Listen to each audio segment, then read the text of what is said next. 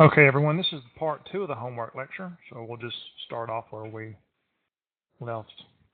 And the good thing is I reviewed that last lecture and it went through, even though there was an error message, it still kept going, so that was good. So let's go continue on with our homework discussion and talk homework assignments and their meaning. This is an article, this is a research paper by Jennifer Torkowski, which was published in 2011. So this is new research, and it's called Thoughtful Homework or Busy Work, Impact on Student Academic Success. And this is kind of it looks like it's a research proposal or a dissertation, semi-dissertation, or a master's thesis. So she kind of does it the format of a dissertation, but the research is really good. So kind of an acknowledgments page. And then she has her table of contents. And her abstract says, over the years, the amount of homework and what kind of homework students are completing on nightly basis has changed dramatically. In the 1900s, when homework was abolished because it was considered a violation of child labor laws, to today, when After No Child Left Behind was enacted in 2002, the focus has moved to evaluating academic success from a standardized test. Teachers are expected to fit so much learning into a day of school that homework is used to fit in what they could not get into during the day of school. So hopefully she'll continue on with that in her lecture, which talks about the abolishment of the child labor laws. It's kind of interesting. The qualitative research using interview questions given to classroom teachers revealed that teachers are focusing on the quality of the homework they assign. Students are benefiting academically from this extra time that teachers are spending, making sure that the students are receiving and completing quality assignments. So she does a qualitative research in which she interviews teachers asking about their homework creation. So the introduction is real simple, a statement of problem, and then purpose statement. The purpose of the study is to determine if students benefit academically from the homework they are given each night.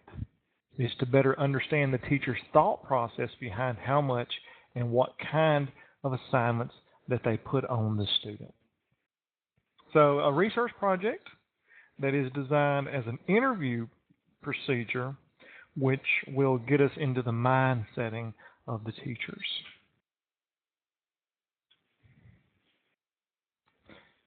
All right, keep scrolling down, and then here's the big part is the review of literature. So let's look at that.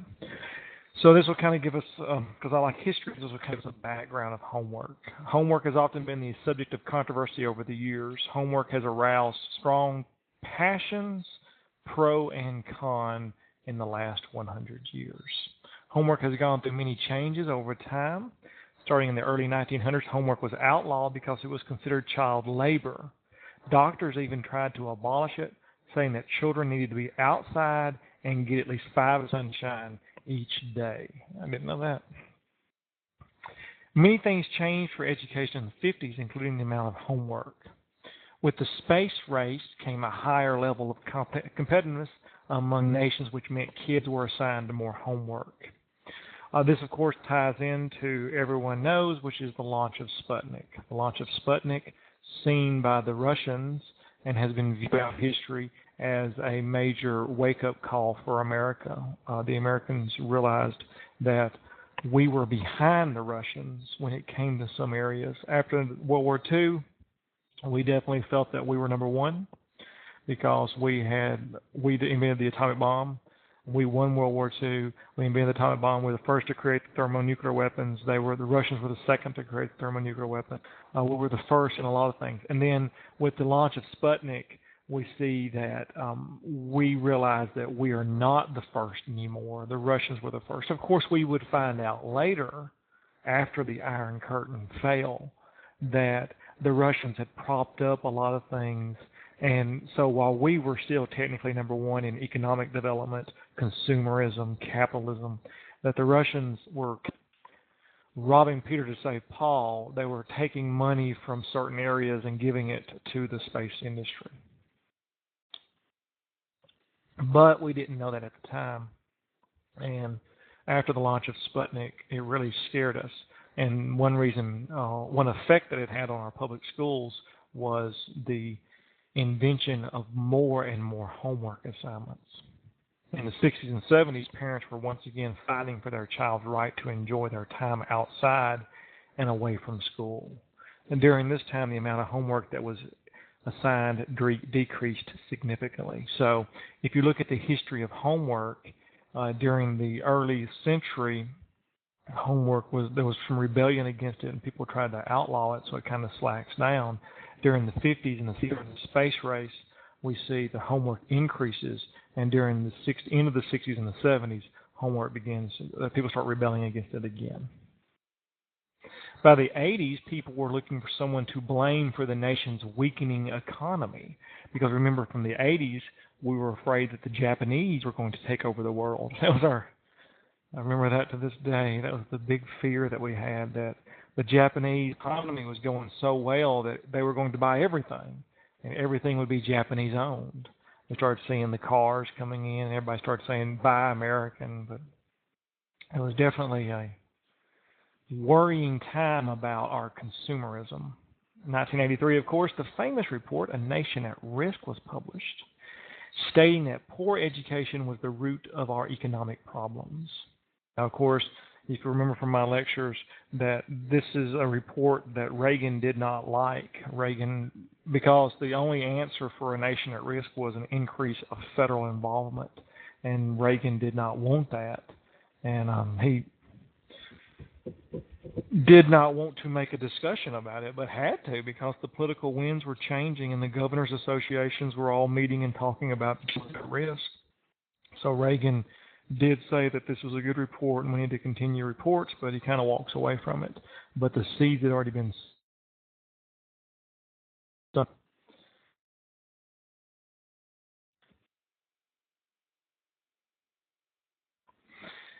In the 1990s, listen to the report. The report explicitly stated that children needed to be assigned more homework in order for our nation to rebuild its educational system and give us the competitive edge over other nations.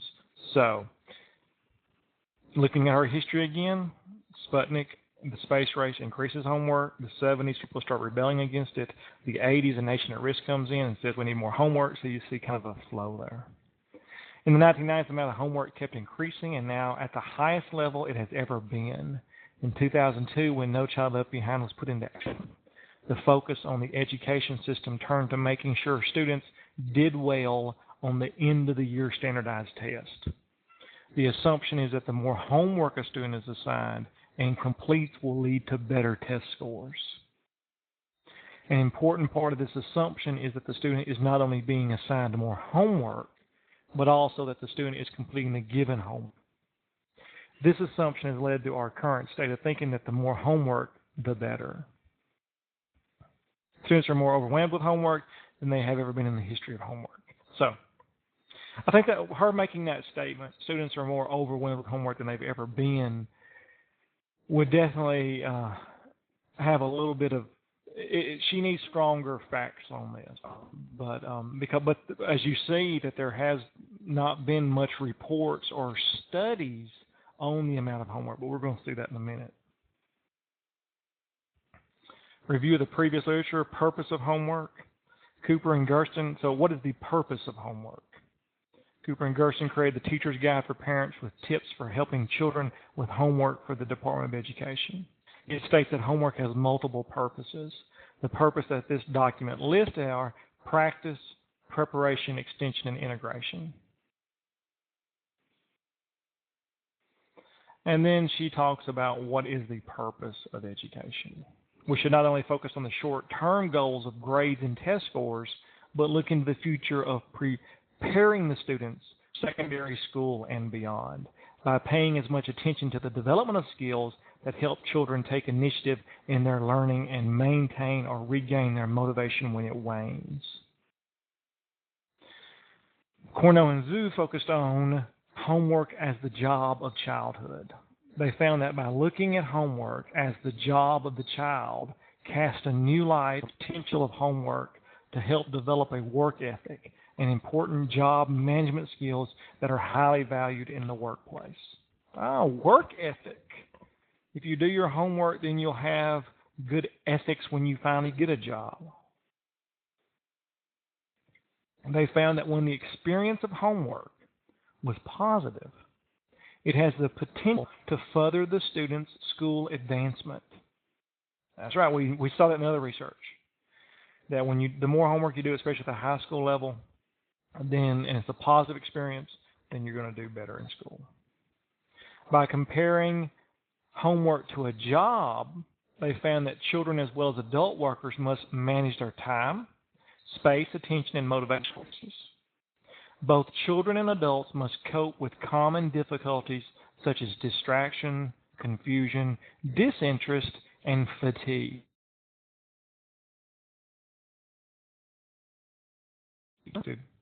Or disinterested. I keep getting this warning error, but that's fine. We'll continue on. I'm not going to become distracted of that warning error.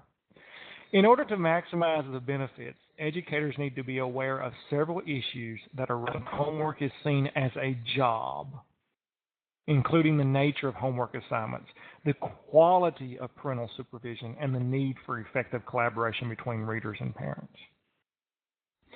So what is the purpose of homework? We've already talked about that, the extension, going outside the classroom. But this one also this article kind of points towards previous research that said that homework was an extension of an actual job, which I really like that idea, that students should be ready and students should be prepared for working in the workplace. Many employers say that they can't find quality employees and they have trouble with. So that would be, we can write this down if you want to. A good research idea would be to examine good workers and survey them and their homework practices. So I guess you could take managers, assistant managers, people who have received very good promotions, and do a survey on them on homework. And then you could compare that with people who are just the regular workers and, see how they do it. How your viewpoint on homework? Did you do all your homework? Homework linked to achievement. So does homework do a better job on achieving? Homework research can be particularly hard because we don't know the students did well in the test because they did work. Cooper, Robinson, and Patel summarize the results of studies conducted on homework and its linked to achievement. The authors searched ERIC on all the major databases between 1987 and 2003 for articles that included the keywords homework and empirical. They found 900 articles that included these keywords. They found design flaws in many of the studies, but concluded there are consistent evidence that there is a positive impact of homework on achievement. So another research idea, that's something that you could do on your own if you ever wanted to. You could just do a major research of all the areas such as that.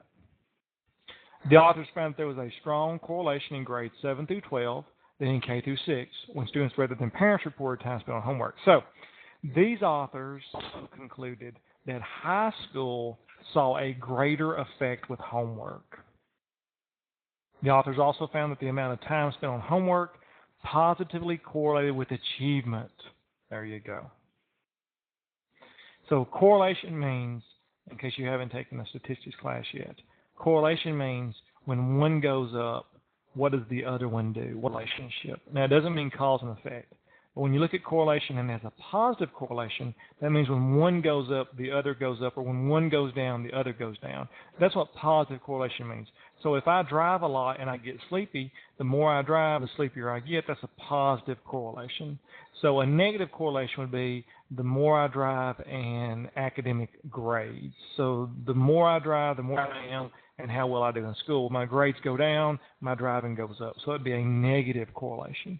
So it's a negative relationship. When one goes up, one goes down. So what they found was, if you look at that sentence, that there is a positive correlation between the amount of hours that you study and your grade. So the more you study, the higher your grade is. And the less you study, the less your grades are. Corno wrote this article focusing on looking at homework from a different perspective. Corno focused on the changing culture and that homework must change with the needs of today's families and students. The author discusses homework innovations that have been developed from teachers and researchers. The first innovation is called culture as a springboard. This innovation was developed by classroom teachers that used home-based data to develop academically rigorous assignments. The teacher used information that the children were familiar with at home to introduce them to new concepts. Cohn in 2006 focuses on homework design and what kind of homework is being assigned. Cohn recommends that the default be no homework. Cohn recommends that the default state be no homework. So if the students say, "What is homework?" and you say no homework, that is the default state. So therefore, teachers should not expect every day I have to give work. And some of y'all may do that. Some of y'all may fall into that belief that every day you must have homework. But Cohn says the default should be no. So homework should be something that the teacher has said, let's try this, let's do this, I've planned this out. He says the educator should have to make a point of deciding to assign work in a given instance, meaning homework should be something you think about and you decide, I'm going to do that. If you'd like a good simile with this, it'd be like dating.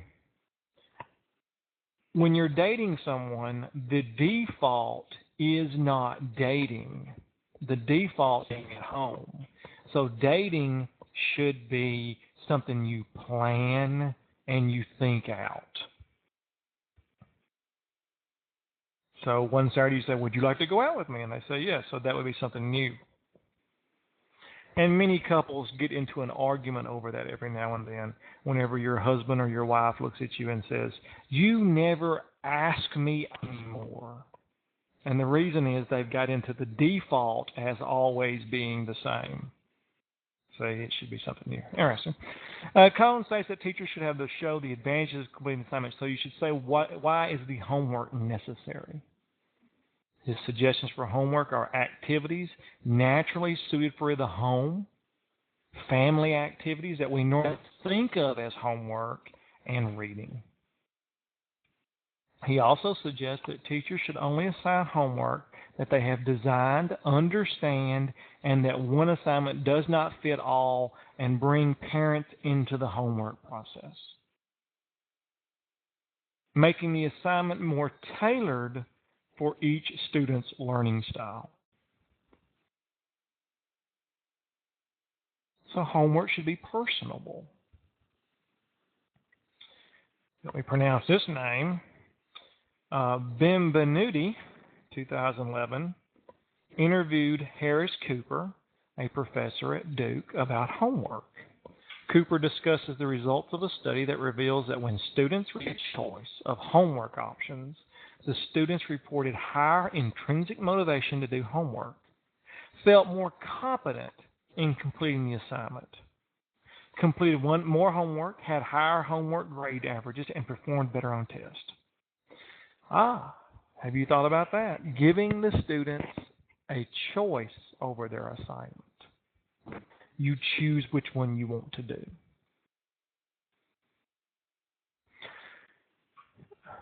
Kautz, 2004, considers the most important issue to consider when it comes to homework is the design of the assignment. So take time in designing it. With teachers facing the problem of overcrowding curriculum, it is tempting to make completion of sets of work in the classroom as part of homework. But this practice can be viewed as a penalty for lack of performance by less able students. In this situation, the students are required to complete the work without both the academic and social support found in the classroom. The author suggests that what effective homework assignments have in common is the view that social context, as well as the physical environment, is important for learning.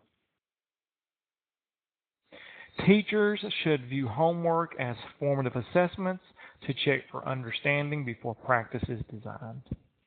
So there should be thought into homework. and the default should be no homework. Vatterott finds that the best homework tasks exhibit 5 characteristics. First, it must have a clear academic purpose, such as practice. And it talks about innovation here, how you should do it. If you look on right here, it says Van Voris conducted 3 two-year longitudinal studies from the TIPS program. If you read this paragraph, it's the article we just talked about. Amazing. It says there was no difference in the amount of time students spent on homework across the homework groups, but students using the TIPS program, this is the homework. This is the article we just read, and this author is summarizing that in a paragraph. Interesting. See? Historical information. Now, of course, this will show you a very good example of basic research. We spent approximately 45 minutes looking at the article from Vorhorst about the TIPS program. And we read it, and we understood it, and we broke it apart, and we got all the parts of it. Now, if you read this article, they spend 1 paragraph on summarizing that article we read. So if you read this article, you will get a summary of the TIPS program. But if you read the TIPS program, the article, you get a whole deeper learning. Why am I telling you this? To become very knowledgeable, someone would read all of these articles, and that's what this person has done. So, and that's when you are able to write papers, when you start learning all this basic knowledge. It's kind of fun too, and you can do that stuff. So, and this person has become an expert in just this area of homework. Historical information study talks about the history of this. Homework can be used to reinforce learning by giving students the opportunity to practice material. The amount of mathematics read homework, and then it continues on right here. Special collections.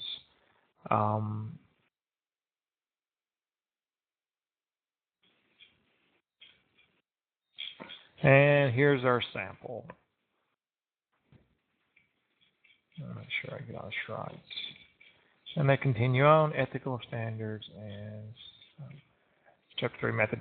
And here's our method. For this research on gaining knowledge of the teacher's thought process, I was able to interview teachers in kindergarten, 2nd, 3rd, 4th, and 5th grade. This gave me an overview of the teacher's thought process on assigning homework over a span of grade levels in elementary school. The 2 schools are both located in Northern California but consist of different student populations. So she interviewed K, 2nd, 3rd, 4th, and 5th. I wonder why not 1st grade. And this is a demographic of the schools.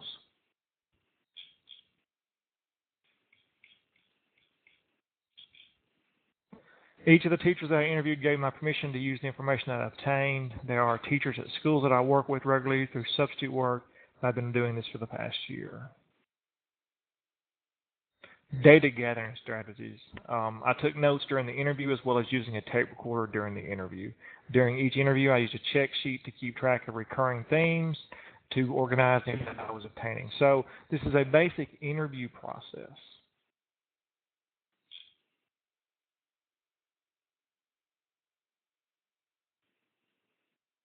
And then she analyzed the themes.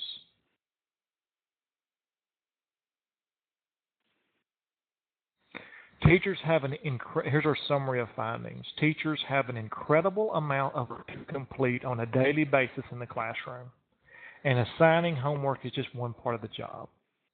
Van Voorhis found that when teachers design homework with a specific purpose and goal, more students complete the assignment, benefit from completing it, and the parents stay more involved in their children's education through the middle grades. Using this knowledge can help teachers to reach their policy on assigning homework. In my research, this is her research, I found this information in the article by Van Horst to be true. The teachers that I interviewed spent a lot of time thinking about the homework assignment they were going to assign. The teachers took into account the purpose of the assignment, the skill levels of the students in their class, the home environment that these students were working in, the academic benefit that the students would receive from completing the assignment. With the literature discusses the changing involvement of parents in their child's schoolwork, and it talks about literature gaps, implications for future research, and then her conclusions. Overall, this study shows that creating a homework assignment that is engaging and creative will keep the student interested in the assignment, and the student will be more likely to finish the assignment. So 2. The homework assignment must have a clear purpose. If a student does not understand why they're completing the assignment, they'll be less likely to complete the assignment. Teachers should be given more time to prepare homework assignments and have the option to attend classes and workshops on what quality homework assignment consists of. So you see now something that is pretty amazing in this article is there is a major gap in the research on, and here it is, what is quality homework. This is a methods issue. You can start designing quality homework assignments. Quality homework assignments. Assignments that will make the students work hard and think hard. So I went to the conference I went to a national social studies conference, and you'll meet these professors and you'll meet just regular teachers who are really awesome. They're really top notch. And there I am, just a country boy, and you're sitting there going, wow, these people are smart. And they're experts in their little areas. And they're like, one of them was an expert on how to use movies in class, and he done all this research. And another young lady was an expert on field trips. So I was just blown away. But you can actually become an expert on quality homework assignments. That'd be something kind of amazing to start working on. Quality homework assignments. Very interesting research article. This was a qualitative research article that you see that they decided to do some interviews of teachers, and definitely something that was very interesting, to say the least. Let's look at another article here. Make sure I'm still recording. Yep, my sound's going, my archive's going well. So now we look at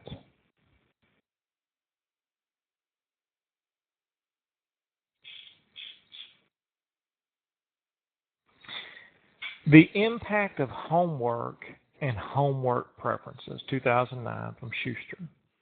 The impact of homework and home preferences. The study measured the impact of homework and student homework preferences on the learning of 9th grade geography students. So the impact of homework and student homework preferences.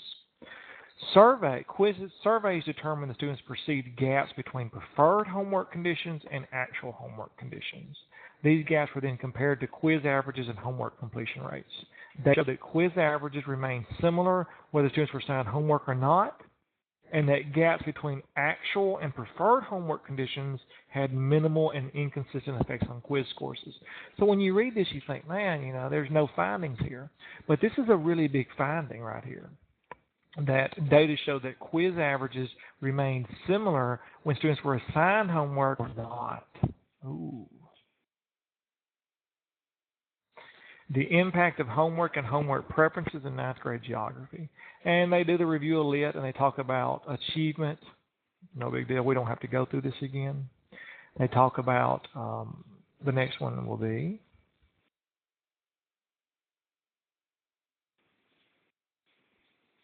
you keep scrolling down. Student perception of homework, and they wrote some things about perception here. Ethnography, homework and learning styles. So let's get to the actual procedures section.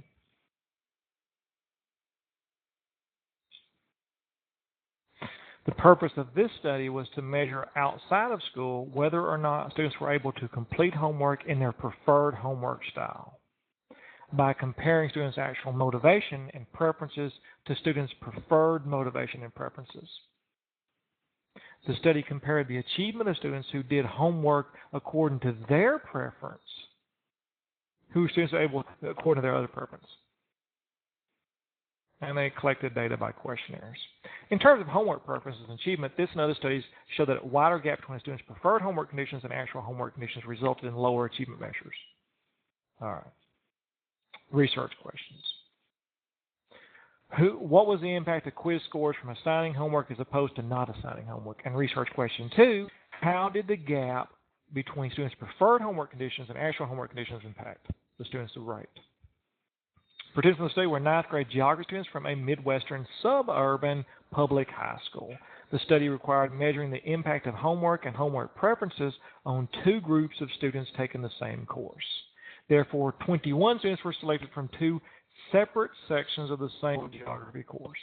The 12 students in Group A were selected from a section of world geography in which 18 students were enrolled. Group A was made up of 5 white males, 1 Latino, 1 African American male, 4 white females, and 1 Latino female. And it gives you the breakdown right here of the demographics.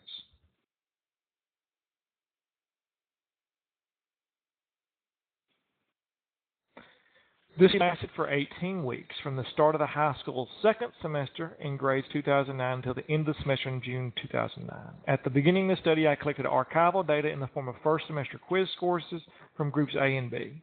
During the second semester, I manipulated my homework policy for the two groups.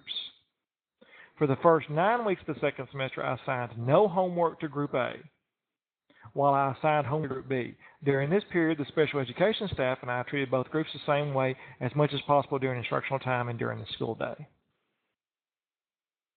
For the second 9 weeks of the second semester, I assigned no homework to Group B while I assigned homework to Group A. So they did kind of a little homework at that. Pretty good.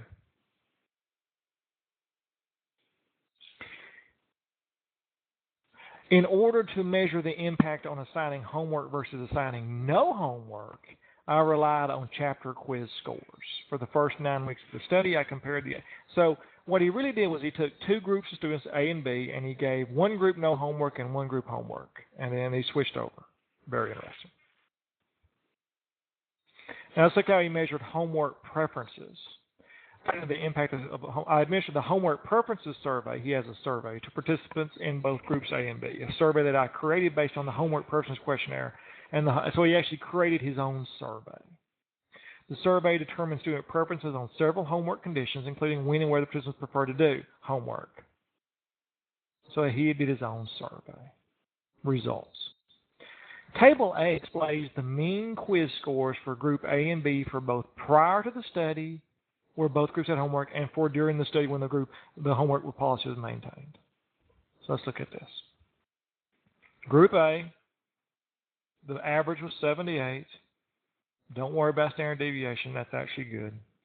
Mean, first 9 weeks when they had homework, when Group B had homework. When Group B had homework, their grades were 79. When Group A had no homework, theirs was 79. When Group A had homework, 78. And Group B, 80. So there was no difference in the scores when one group had homework and one group did not have homework.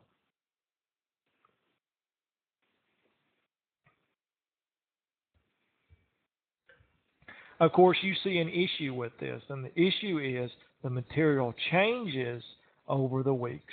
But that's the way the design was. Homework completion logs revealed that for the first 9 weeks, Group B had a mean homework completion rate of 67%, while for the second 9 weeks, Group A had a mean of 39. That lines up with the research that we had looked at before, completion rate of homework. So there is our fourth research idea that we can always take a write down. And I always throw these researches at you because sometimes some of y'all may be taking comprehensive exams, and some comprehensive exams ask questions such as give me a research design, give me something about research that you would do in like curriculum or methods or something like that. So you can always bring up these ideas. But this definitely shows you a research idea. You could go to the school once you get approval and everything and just look at completion rates. Look at completion rates of homework in like 9th grade and completion rates of homework in 12th grade, just to see how many of the students actually complete homework over, say, a 3 or 4 week period. And I wonder if there's a difference between completion rates of like seniors and 9th grade. That would be kind of good.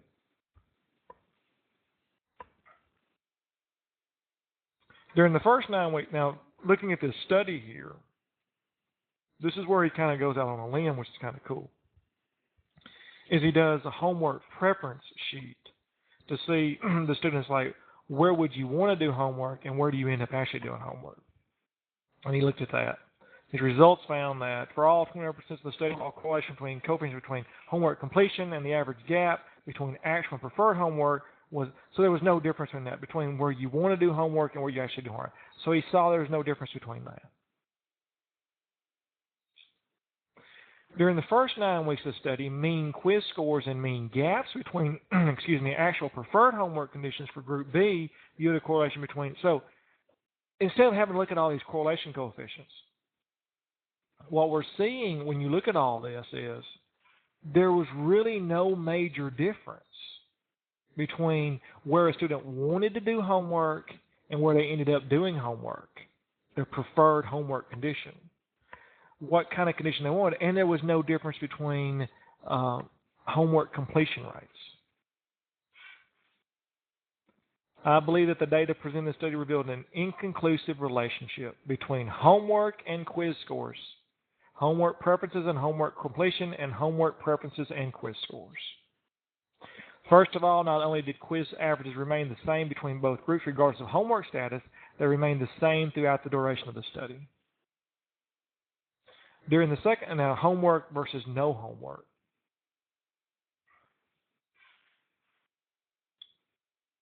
And let's find his conclusions. I think it is important to note that during the first half of the study, Group B had a homework completion rate of 67%, while during the second half of the study, Group A had a homework completion rate of 69%.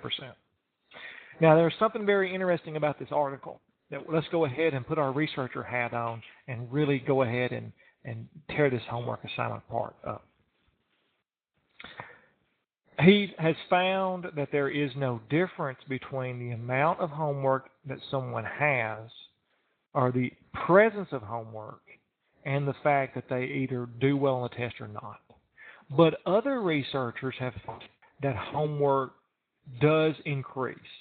So what is wrong with this study? And y'all already know it if you're listening to me, because if you listen to the other lectures. The issue is, what was the quality of his homework? Was he just giving out any kind of homework? And he doesn't mention that in his methods. Was he giving out, so a better question would be quality of homework on academic achievement. Maybe his homework wasn't that good. Also, another issue is very obvious is he's using the same students and he's going over different kind of material, so that could change as well. That'd be kind of interesting. So he concludes that there's no difference between homework and no homework. His limitation, approximately 1 week into the research window when I began the exegesis of homework policies, I realized the serious limitations of action research that occurred to me before it started. When manipulating an experimental group such as no homework group and comparing it to a control group such as homework group, it's very important to treat both groups exactly the same. While I believe that I followed this rule quite well, I realized it was impossible to use manipulation to measure the impact of homework on my own unique practice. Prior to study, I assigned homework to all my geography classes and then used the homework in class as part of the lesson during the instructional time. So he had some issues with his design, we'll say. We'll definitely say he had some issues with his design. Another big issue is the same thing as the Stanford prison experiment was. At the Stanford prison experiment a long time ago, which is one of the most unethical research ever do, we found out later, was that the researcher was actually the prison warden for the prison experiment. And that's something that, now this is not unethical research, but you definitely see an issue here is he was the researcher and the classroom teacher. And that's hard to control those biases. So I don't know if that's going to definitely affect the research. His results of this action research study indicate that homework as an independent supplemental activity that was not used during instructional time had little impact on learning in geography. That's true according to his research. However, remember his research has some errors in it. It has some flaws in it. But also, we don't know the homework he gave. It could have been great homework or it could have been bad homework. And that's something that makes this research. So why am I showing you this research? This is actually a pretty good research on actual looking at homework in a classroom. At least he tried it. My hat's off to you for trying. And I definitely like that because I've never tried anything like this. So I'm very impressed that he tried this. But you definitely see some issues with it. and it shows that we see some areas that we could go if we wanted to and do some research on.